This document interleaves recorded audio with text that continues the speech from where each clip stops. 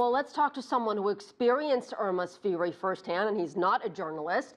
Let me turn to Remi Piet from Miami. He's a senior director at America's Market Intelligence, and he joins me via Skype. So, Remi, tell me about where you were and what you felt and what you saw when Irma hit landfall in Miami.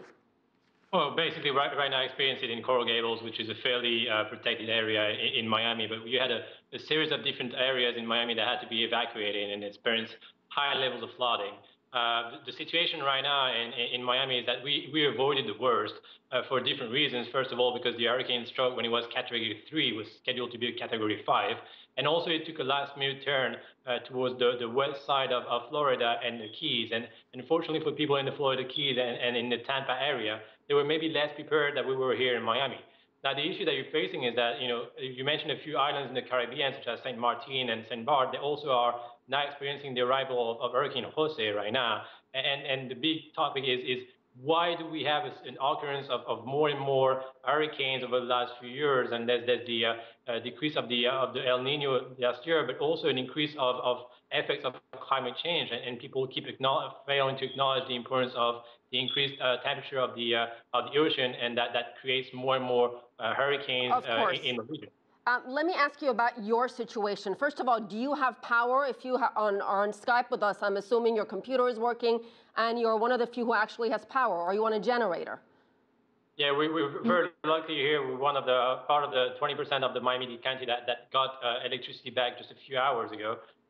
Again, there's most of the counties without electricity. Most of the roads are blocked with trees all over the different neighborhood here. You also have a rise, which is on the good side of solidarity, and people inviting each other for barbecue right now to try to find a way to get some food, because a series of houses don't have water also. Yes. What is the greatest need right now besides restoring power to all these homes? I mean, restoring power is the most important element, obviously. There's the biggest fear right now is the occurrence of looting, and you do sense in the eyes of people looking around, if they see people going through the neighborhoods not knowing who those people are, they might be looking at burglaring some of those houses. A lot of people here in Florida evacuated ahead of time because it was that hurricane was labeled as a nuclear hurricane by the government 5 days ago. So maybe I would assume that 60% of the population left their home, and left their home therefore not guarded and not protected for potential looters.